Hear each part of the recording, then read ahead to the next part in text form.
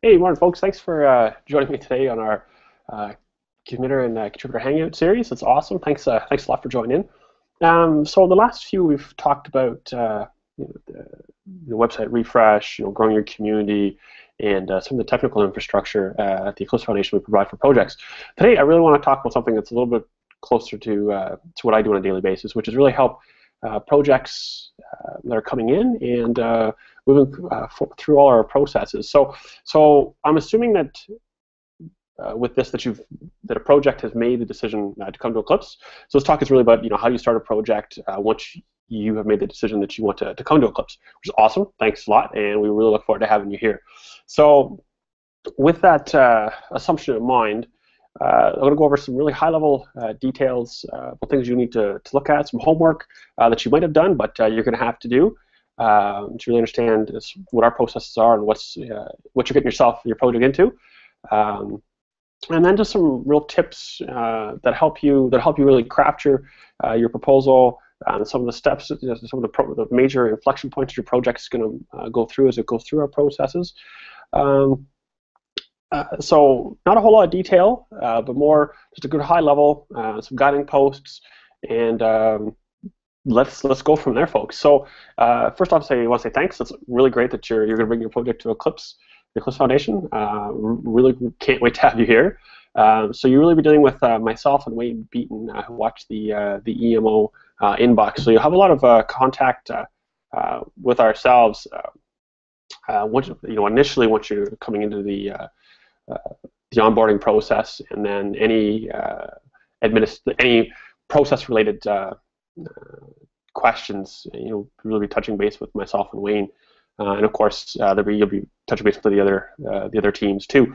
So a little bit of homework to start off with. I know it's a Friday morning, and we're talking about homework, but you really need to understand what the requirements of the project are that are going to be really your responsibilities as you come to the Eclipse Foundation. So there's sort of two that you really need to look over. The first one is the Eclipse development process and the IP due diligence processes. So these are both documents that I'll link to at the end of this in the comment section, and these really just help you understand what your responsibilities are. So with that in mind, and you having looked over that, the next step is really with the proposal.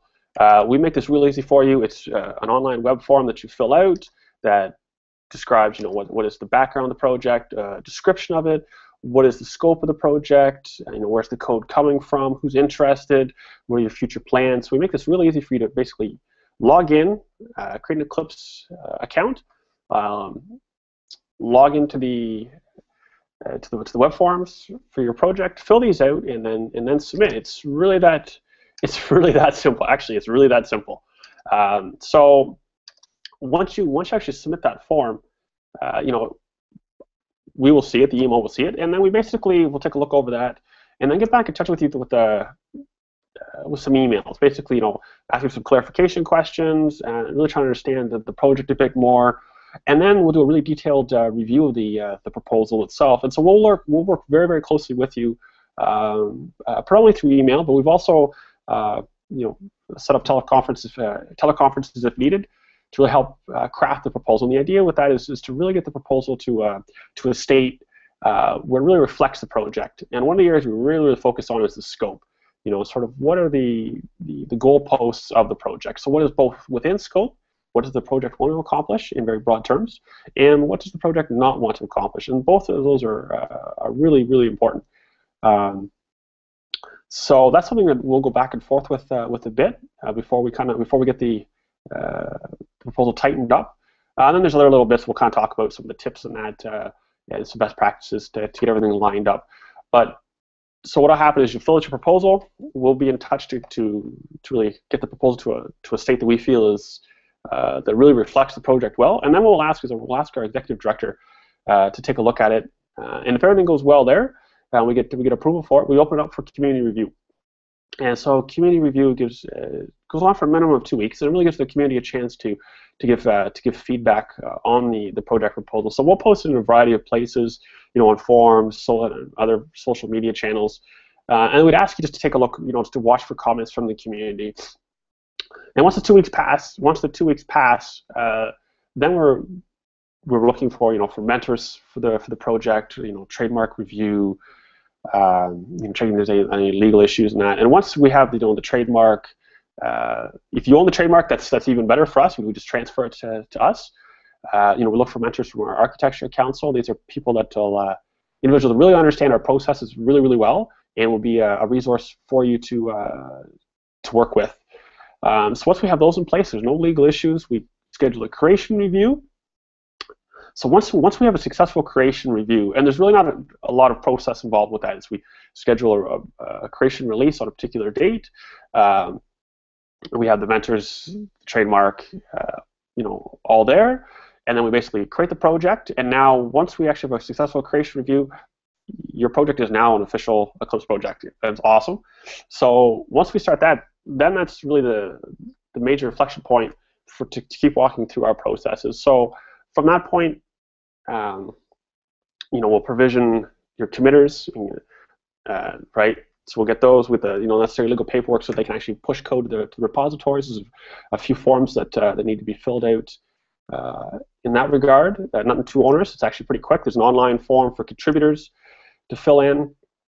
There's paperwork to fill in, and then we can provision the project. So we'll help provision the project, which basically granting your Git repos, either Git repos inside the Eclipse Foundation or off of GitHub. And now just keep in mind that those GitHub repos get mirrored back to the foundation. Download space, build servers, websites, everything that your project needs to function, right? And so once we're fully provisioned, the project's ready to go. And when I say ready to go, you're ready to basically take the code that you had prior to coming to the Eclipse Foundation. You create your initial contribution, which is basically the snapshot of the code in time that the legal team is going to have a look through. Okay, so they're going to look for a variety of things in that. So once you submit that, and the legal team has had a chance to look at it. So for new projects, what will happen is they'll do a cursory review. If everything looks good, they'll basically get back in touch with you and say, okay, you've got parallel IP. So what that really means is that you're able now to take that initial contribution that you submitted. You're able to commit that to your repository, and so now that your committers and contributors can keep developing, while the IP team does a more advanced and thorough review of the initial contribution. Okay, so during this process with the IP team, I'd ask for just be patient. There's a lot of work involved on their end, but they're working as fast as diligently as they can, and this is the real value. To me, this is the real value for the project is having that IP cleanliness and the processes that we have in place around that. I think that's one of the real hallmarks, the strengths of the foundation. So it's a real benefit to your project, especially certainly from a commercial standpoint. People adopting your projects to extend or to build into products and services, knowing that it's IP clean. That is a real win for everyone involved. So once we get the initial contributions approved, then we're ready to go for your first release.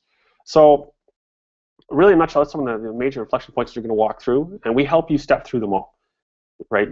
We're here through the entire process to help answer any questions, give guidance, and that's just not it's the EMO, myself and Wayne, but also your project leads, your mentors. There's a lot of people that have a lot of experience that'll be there to help you, answer your questions, guide you through our processes, and get you from that point of where your project proposal is approved, all the way to the end of where you're actually now releasing, and your downstream consumers are using and ingesting your bits. This is awesome. So it's a pretty high level. I know there's a lot more detail. There always is. You can kind of think of it as an onion. We keep peeling it back, and there's a lot of detail. But I think if in this case, it's really just here's some the high level overview. So I've seen quite a few proposals in the last few months that have been working here, and I've got a few tips and suggestions that I see that they keep coming up. They kind of reoccur a bit, and I perhaps call them sort of best practices, things that I've compiled a list that will kind of shorten the cycle up for us and how we work with the project. So really, in no particular order, I think probably the biggest tip that I can give you, or suggestion I can give you, is think of when you're crafting your proposal, keep in mind folks that don't really understand your problem domain, right? You're quite close to the project, the problem domain which you're trying to solve, but sometimes it'll be hard to take a step back and really think about if someone showed up and looked at your proposal, would they understand it? Would they really understand what you're trying to accomplish? And I think that's the overall view that you need to take when you're crafting it is to plain language. What's the domain you're trying to solve? How are you trying to do it technically? Acronyms and spell those out, but keep it. Try to keep it in plain English. What is that? What are you trying to do? If you talk to someone in an elevator and they asked you, what did you do? How would you explain it to them so they could understand clearly enough, and at the same time, experts in your domain would also understand what you're trying to do. The background, there's the background section you need to fill out. Keep in mind that's just historical. Where did the project come from? Why did it start? What was it trying to address? Were there any major changes, or you started writing it in Java, and then you decided we need to be we wanted to move to C++. Mention things like that. How did it start to get to the point where it is today? The scope and description. These are two areas I really see people. They overlap quite a bit, and sometimes it can be kind of difficult to sort of disambiguate what they are. So think of the scope. It's all about the bounds of the project. What is the project trying to accomplish over the life of itself? And equally, what is it not going to accomplish? So what I really suggest to projects, and I'm a real fan of in the scope of, one or two sentences that sort of describe this is what the project wants to accomplish. This project X wants to accomplish the following by providing, and then what I suggest is to projects is a series of bullet points. I like bullet points. They're quick to read. What are the high level objects? So, for instance, we will provide a runtime library, or we will align ourselves with open standard X.A. We will extend the Eclipse RCP to provide this. Along those sorts of lines. Equally, have at the very end of that, have a one or two sentence, a couple bullet points of what's out of scope, right? So if someone looks at the scope, they can say, okay, this is what the project wants to accomplish, and then they can look at, oh, this is out of bounds. So this project X will not be developing, Python bindings, or this project will not be providing a graphical user interface, or the project will not be implementing features A, B, C, and D. So that's something we really work hard to really tighten the scope of, because that lives with the project, right? And I think getting the scope right from the start really makes it. It just helps the project down the road. When you have new contributors or committers showing up, people can really understand what the project is, what the project's focus is. Right, it makes it very, very clear. Description is really more, what is the elevator style pitch of it? What are you trying to accomplish? And this is where you sort of go into your technical, but keeping in mind the plain language approach. And there is some overlap between the two. Certainly in the description, I think the first paragraph should be the elevator pitch. What are you trying to do? What are you trying to accomplish? I read it. I understand. I'm interested. I want to read on. So think of this for your committers and contributors. And by the way, so if you're new for our terminology, we don't use developers. It's too generic of a term. So committers are individuals on the project that can push code to the repositories. A contributor is someone that has basically signed our committer license agreement that can contribute code, but they can't push it to a repository. That requires a committer to actually review their contribution and push that in. So think of the description as the elevator pitch for your committers and contributors to get going. I like to really emphasize graphics. If you have some graphics that help describe, what does the interface look like? What is the workflow? We've had projects that have, shown mock-ups of what the interface looks like. Workflows, or very high-level diagrams that show how all the components operate together. I think anything that helps clarify the description is something you need to work on, and I'm game for that. I think the pictures, really do spell 1,000 words easier for individuals. There's the project repository information. This is where you select, what kind of repository do you want the Eclipse Foundation to provide for you when we provision the infrastructure. So you have a choice between, regular Git repositories hosted on an Eclipse Foundation infrastructure, or GitHub under this would be either under the GitHub/Eclipse or GitHub /location tech, one of the working groups, right? So you have a Git repository there. We mirror that back here, and that's all under the auspices of freedom of action. So if perhaps GitHub's business model changes down the road, your project, everything is mirrored back to us. The project, there's no interruption. You can just pick up on those repositories and off you go. So freedom of action is something that you'll hear quite a bit about. And I should kind of quickly mention too on the GitHub. So one of the things with GitHub is we can't use the issue tracker. So everything has to be migrated to Bugzilla. And again, that's the notion that freedom of action, right? That everything is, anyone can come and see it. It's going to be there. We have it mirrored on our infrastructure. So just kind of keep that in mind. There are some longer-term discussions around being able to sync between issues and Bugzilla, and that's something that's being discussed for down the road. So put that select your repository type. Where is your code coming from? Is it already on a current GitHub account, or is it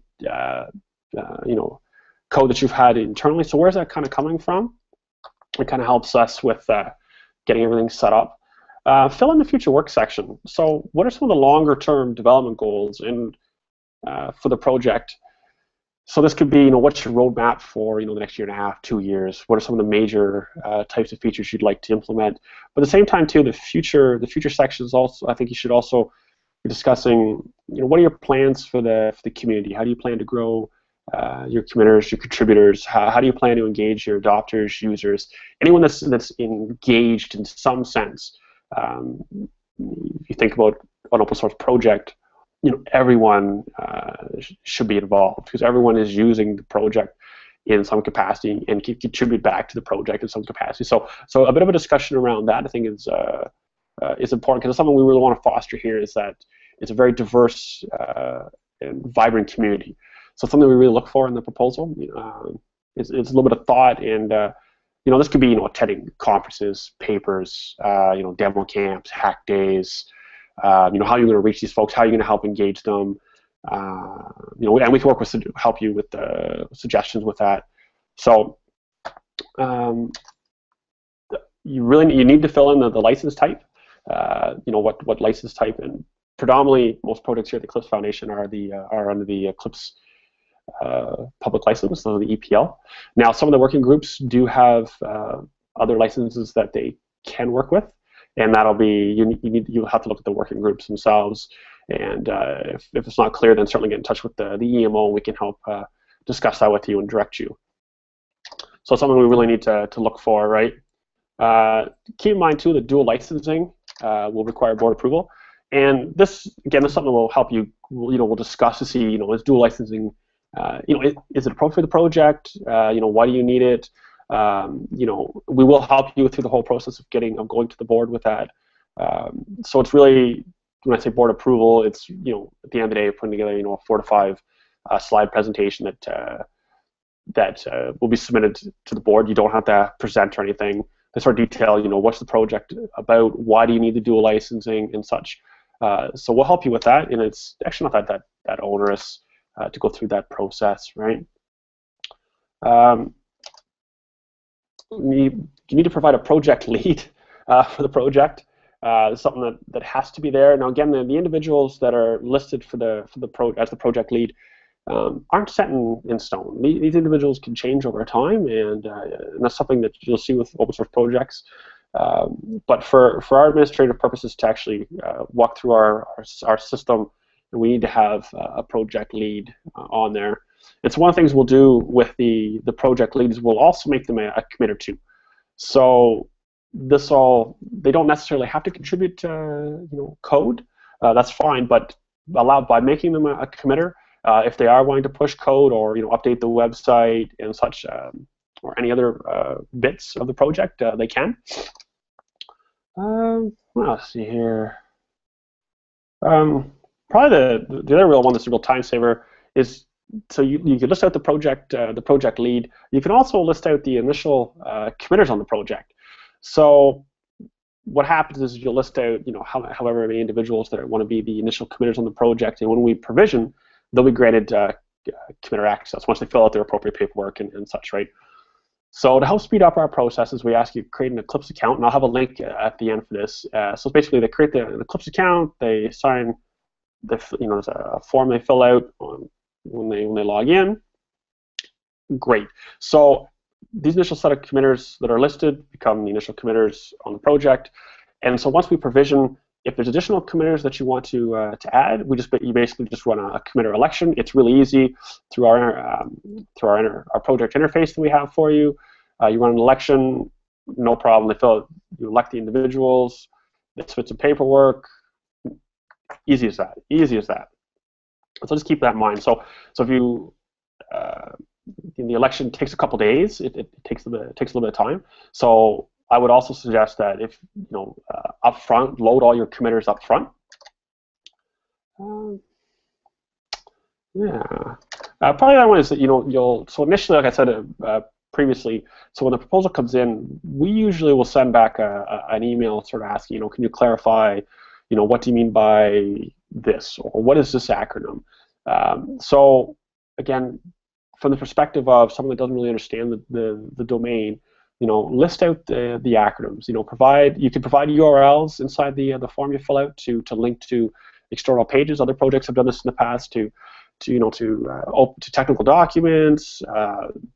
And other information that someone looking at this proposal can say, okay, that's what that acronym is. Oh, now I can go link to I can now read this particular, what the standard is, or some background on this, or a case study. So, provide those links and make it a bit help ease the learning curve for new folks.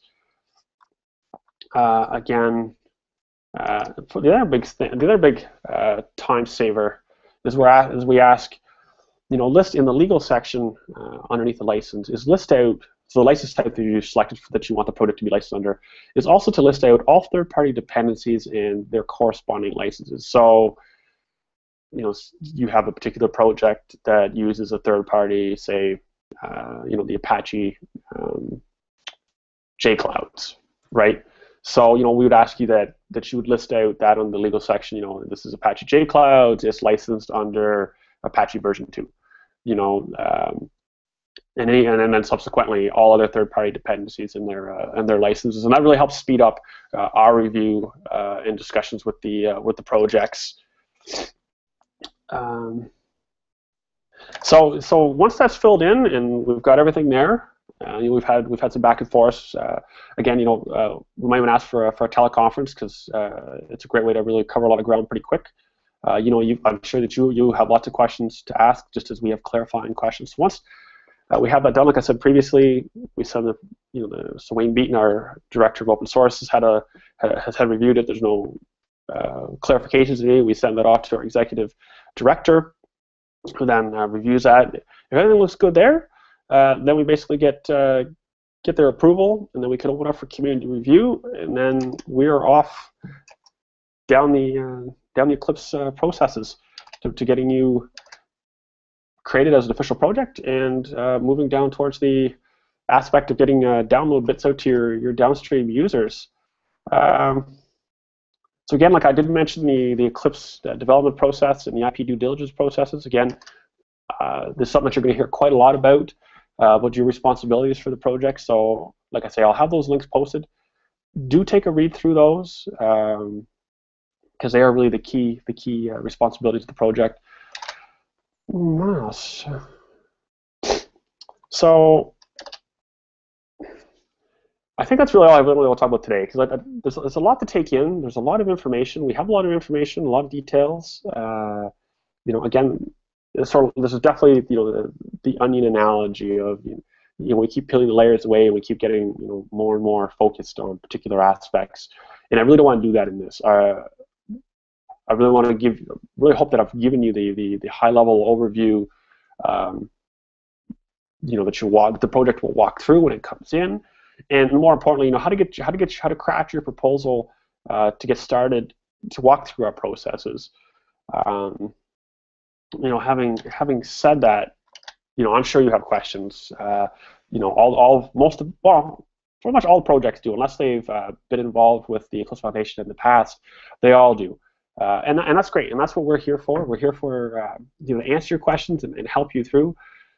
So probably the best point of contact from an administrative side is to get in touch with the EMO. That's the Eclipse Management Organization. So it's emo@eclipse.org. So myself and my colleague Wayne Beaton monitor that inbox, and we will get back in touch with you.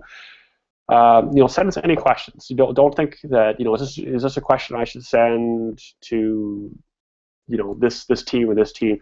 Send your questions to us. That's probably the easiest way, and then we can push them off to the appropriate team. So get your questions in. Excuse me. So the email, you can also reach me on Twitter. So my handle is @RichardBurcher. If you're on IRC, so irc.freenode.net on the Eclipse and Eclipse Dev channels. So look for Spatial Frog. Ping me on IRC. We can have a quick chat, and if you need to, we can set up a teleconference. We're here to really to help you succeed in any which way we can. So there's a lot of points of contact with us. So like I said, the IRC, we're running office hours every Thursday at 10:30 Eastern Standard Time. I'll have the link for that. So right now it's a half hour. Anyone can phone in and basically chit chat. They have questions, problems, concerns, ideas. Get in touch with us. Like I say, we're here to help you succeed, and we want your project to succeed. So having said that, I'll post quite a few links. Take a look over them. There's lots of material. Like I said, a bit of homework. If you haven't already reviewed the Eclipse development process and some of the legal documents, particularly the IP due diligence, is something you really need to understand. So I'll post those. Have a look over. Mull it over for the weekend. Get in touch with me on Monday or next week, and I am more than happy to chit chat with projects. So as always, folks, thanks a lot. Look forward to catching up within 2 weeks. And all right, have a good one. All right, bye, folks.